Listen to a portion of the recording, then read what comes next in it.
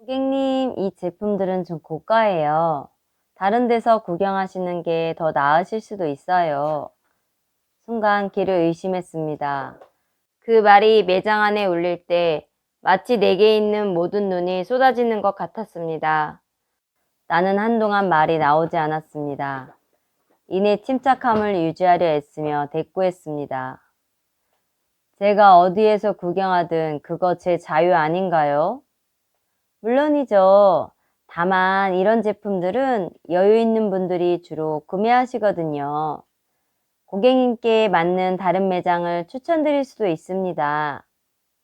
직원의 말투는 여전히 부드러웠지만 그 말의 의도가 너무나도 뻔히 보였습니다. 나는 속에서 치밀어 오르는 분노를 억누르며 들고 있던 옷을 내려놓았습니다. 그만하세요. 제가 뭘 살지, 어디에서 구경할지는 제가 알아서 해요. 그리고는 매장을 나왔습니다. 매장 문을 닫고 나오는 순간 차가운 공기가 얼굴을 스쳤습니다. 하지만 그보다 더 차갑게 느껴지는 것은 내가 받았던 시선과 말들, 걸음을 재촉하며 집으로 돌아오는 길, 머릿속에서 방금 있었던 장면들이 계속해서 맴돌았습니다. 왜 나는 그 자리에서 제대로 된 말을 하지 못했을까? 스스로를 자책하는 마음이 들기도 했습니다. 집으로 들어서자 일그러진 내 얼굴을 보며 남편이 말을 건넸습니다. 무슨 일이 있었어? 나는 소파에 주저앉으며 머리를 저었습니다. 아무 말도 하지 못하다가 천천히 입을 열었습니다. 오늘 의류 매장을 갔는데 그 사람들이 나를 어떻게 대했는지 알아? 마치 거지가 들어온 것처럼 대했어. 돈 없으면 보지도 말라는 듯한 태도였다고. 그의 얼굴이 굳어지며 놀란 표정을 지었습니다. 그렇게 무례한 사람들 때문에 당신이 상처받을 이유가 없어. 그들이 당신이 어떤 사람인지도 모르고 그런 거잖아. 나는 한숨을 내쉬며 고개를 저었습니다. 알아, 그래도 기분 나쁜 건 어쩔 수 없어. 마치 내가 아무것도 아닌 사람처럼 취급받는 느낌이었다고. 집으로 돌아와 소파에 앉아있던 나는 여전히 가슴이 답답했습니다. 매장에서 들었던 말들이 내 머릿속에서 떠나지 않았습니다. 고가 제품이라는 말, 그리고 다른 매장을 추천드릴 수 있다는 말투가 자꾸만 되뇌어졌습니다. 그들이 내게 준 시선과 태도는 마치 내가 그곳에 있을 자격이 없다는 것을 은연중에 강조하는 듯 했습니다. 남편은 내 곁에서 묵묵히 나를 바라보고 있었습니다. 그의 침착한 태도가 고마웠지만 지금 내 안의 분노와 상처는 그 어떤 위로로도 쉽게 치유되지 않을 것 같았습니다. 나는 이 일을 그냥 넘길 수 없다는 것을 점점 더 확신하게 되었습니다. 내 자존심이 이렇게까지 짓밟힌 적은 없었으니까요. 다시는 이런 일을 겪지 않게 해야 해. 그리고 그들에게도 내가 어떤 사람인지 보여줘야 해. 그렇게 마음속으로 다짐했습니다. 내 이름은 김순자입니다. 올해로 72살이 되었지만 마음만은 여전히 젊은 시절 그대로라고 생각합니다. 나는 늘 검소한 삶을 살아왔고 그 삶이 나에게 편안함을 줬습니다. 지금 내 옆에는 내 인생의 동반자이자 남편인 정수철이 있습니다. 그는 올해 74살로 우리가 함께한 세월은 정말 눈 깜짝할 사이에 지나갔습니다. 나는 지금도 우리가 처음 만났던 날을 생생히 기억합니다. 그날 이후 내 삶은 완전히 바뀌었죠. 가진 것도 없고 환경도 어려웠지만 나는 늘 나만의 방식으로 행복을 찾으려 했습니다. 그리고 그런 나를 이해해주고 함께 걸어가겠다는 사람을 만났습니다. 그 사람이 바로 수철이에요. 결혼 후 우리의 삶은 늘 빠듯했습니다. 나는 집안을 아끼고 전략하는 데 최선을 다했습니다. 직접 만든 가구로 집을 꾸미고 시장에서 저렴한 식재료를 사다가 가족이 함께 먹을 음식을 준비했습니다. 수철과 나는 늘 응원하며 작은 목표를 세워나갔습니다. 그 시절 나는 이렇게 생각했어요. 돈은 중요하지만 우리의 태도와 마음이 더 중요해. 시간이 지나면서 나는 작지만 꾸준한 투자를 시작했습니다. 현재 우리는 서울 중심부에 위치한 건물을 세 채 보유하고 있습니다. 그중 하나는 대형 쇼핑몰이고 다른 두 채는 임대 수익을 내는 상업용 건물입니다. 또한 꾸준히 투자해온 주식과 채권은 안정적인 수익을 창출하고 있습니다. 우리의 자산 가치는 지금으로 따지면 몇백억 원에 달하지만 그 어떤 순간에도 이 돈이 나의 삶을 지배하게 두고 싶지 않았습니다. 나는 여전히 소박하게 살아갑니다. 비싼 차 대신 실용적인 차량을 타고 다니며 고급 식당보다는 동네 작은 음식점을 선호합니다. 남편 역시 이런 나의 삶의 방식을 존중해 줍니다. 하지만 그날 내 검소한 생활 방식이 내 자존심을 짓밟는 결과로 이어질 줄은 몰랐습니다. 그날 오랜만에 외출해서 고급 브랜드 매장을 방문했습니다. 그곳에서 마주한 일은 나를 깊은 혼란에 빠뜨렸습니다. 고객님, 이 제품들은 좀 고가예요. 다른 데서 구경하시는 게 더 나으실 수도 있어요. 순간 길을 의심했습니다. 제가 뭔가 잘못 들은 줄 알았습니다. 하지만 직원의 태도는 분명했습니다. 그 말이 매장 안에 울려 퍼지자 모든 시선이 나를 향하는 것 같았습니다. 집에 돌아와 나는 남편에게 이 일을 털어놓았습니다. 나 오늘 정말 창피했어. 나는 소파에 앉아 말을 꺼냈습니다. 의류 매장에 갔는데 그 사람들이 나를 어떻게 대했는지 알아? 마치 거지가 온 것처럼 대했어. 돈 없으면 보지도 말란 듯한 태도였다고. 그 직원이 나를 보고 돈도 없으면서 구경만 한다고 생각했는지 대놓고 그렇게 말하더라고. 내 목소리는 떨리고 있었고 나는 손으로 얼굴을 감췄습니다. 남편은 내 이야기를 듣고 충격을 받은 눈치였어요. 그는 나를 위로하려 했습니다.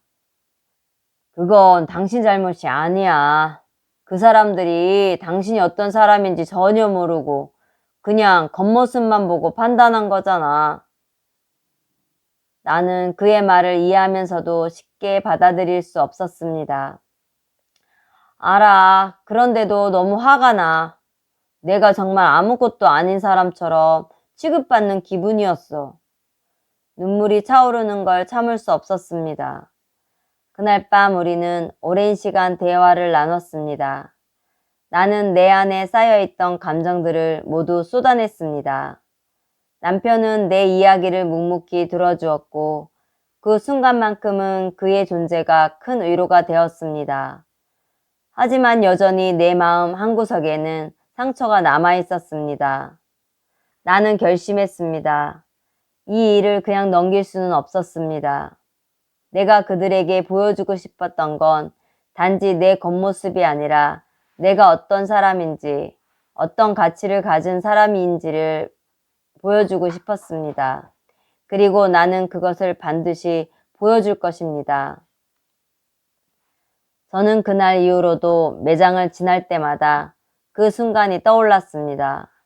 매장의 밝은 조명과 화려한 진열대, 그리고 저에게 던져졌던 차가운 말투까지도 생생했습니다. 발걸음을 멈추고 매장을 다시 바라볼 때면 제 마음속 어딘가가 불편하게 요동쳤습니다. 왜 그때 제대로 대처하지 못했을까라는 생각이 저를 괴롭혔습니다. 어느 날 저녁, 저는 남편에게 제 감정을 솔직히 털어놓기로 했습니다. 소파에 앉아 깊은 한숨을 내쉬며 입을 열었습니다. 그날 이후로 그 일이 자꾸 생각나. 매장을 지나칠 때마다 사람들이 나를 어떻게 봤을지. 내가 그 자리에서 아무 말도 못한 게 더 화가 나. 남편은 저를 조용히 바라보며 말을 꺼냈습니다. 겉모습만 보고 사람을 평가하는 게 그들의 잘못이지. 하지만 저는 그 말이 쉽게 의료가 되지 않았습니다. 알아. 그런데도 마음이 편하지가 않아. 그 순간 느꼈던 모욕감이 사라지지 않고 마치 내가 정말 거기 있을 자격이 없는 사람처럼 느껴졌어. 그는 제 옆으로 다가와 제 손을 잡았습니다. 당신은 그런 말에 흔들릴 사람이 아니잖아. 우리 평생을 검소하게 살아오면서도 얼마나 많은 걸 이루었는지 스스로 잘 알잖아? 그의 말은 분명 맞았습니다. 하지만 저는 제 감정을 스스로 통제할 수 없었습니다.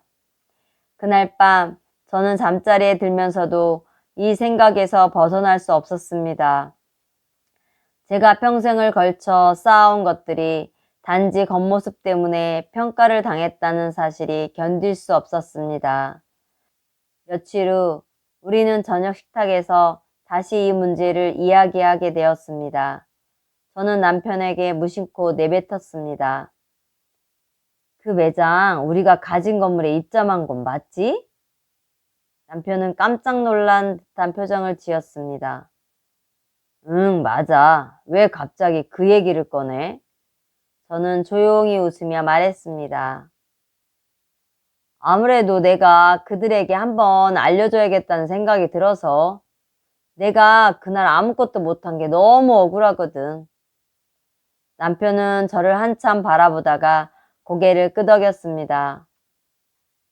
당신이 원하는 대로 해. 하지만 너무 감정적으로 대처하지는 말고 당신답게 품위를 유지하면서 대처했으면 좋겠어. 그날 밤 우리는 함께 매장을 방문할 계획을 세웠습니다. 저는 평소처럼 허름한 옷차림이 아닌 단정하고 품위 있는 모습으로 가기로 마음먹었습니다. 단지 그들에게 제 위치를 알리는 것이 아니라 사람을 겉모습으로 판단하는 그들의 태도에 대해 일깨워주고 싶었습니다. 며칠 후 저는 남편과 함께 그 매장을 다시 찾았습니다. 매장 안으로 들어서자 직원들이 저를 알아보지 못하고 예의 바르게 인사했습니다. 제가 진열된 상품을 둘러보고 있을 때 매니저가 다가와 정중히 말을 걸었습니다. 고객님, 저희 매장에 오신 걸 환영합니다. 혹시 찾으시는 제품이 있으신가요? 저는 미소를 지으며 그를 바라보았습니다. 이 매장이 어떤 건물에 입점해 있는지 알고 계세요? 매니저는 약간 당황한 듯 했지만 곧 미소를 유지하며 대답했습니다. 네, 저희 매장은 이 건물의 일부로 굉장히 훌륭한 위치에 있습니다. 그 순간 저는 차분히 말했습니다. 그 건물의 주인이 바로 저라는 걸 아셨다면 지난번에 제가 방문했을 때 직원들의 태도가 어땠는지 생각해 보셨을까요? 매니저의 얼굴은 순식간에 굳어졌고 옆에 있던 직원들 또한 놀란 기색이 역력했습니다. 저는 말을 이어갔습니다.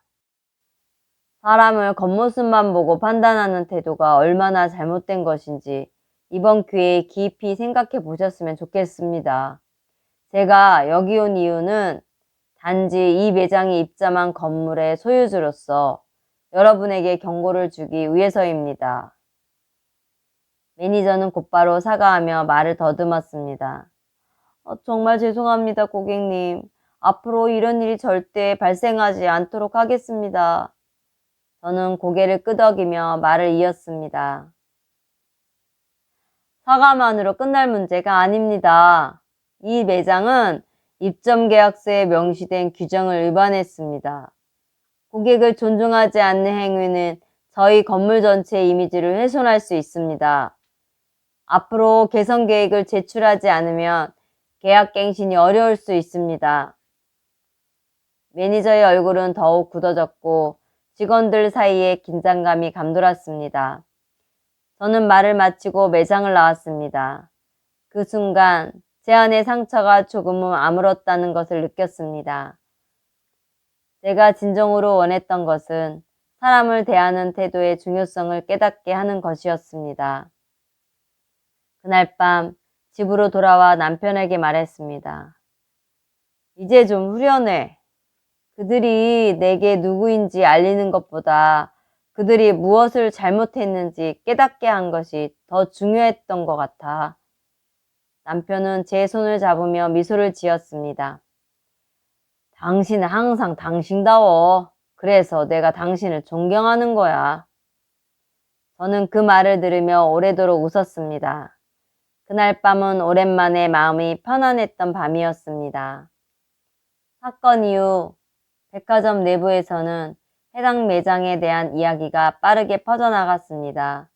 브랜드 이미지에 큰 타격을 입은 것은 물론이고 고객들 사이에서도 매장에 대한 부정적인 평판이 쌓였습니다. 백화점 측은 이를 해결하기 위해 내부 회의를 열었고 결국 매장을 더 이상 눈에 띄는 입구 쪽에 배치하지 않기로 결정했습니다. 해당 매장은 입구에서 너무 강조된 위치에 있으면 안 됩니다.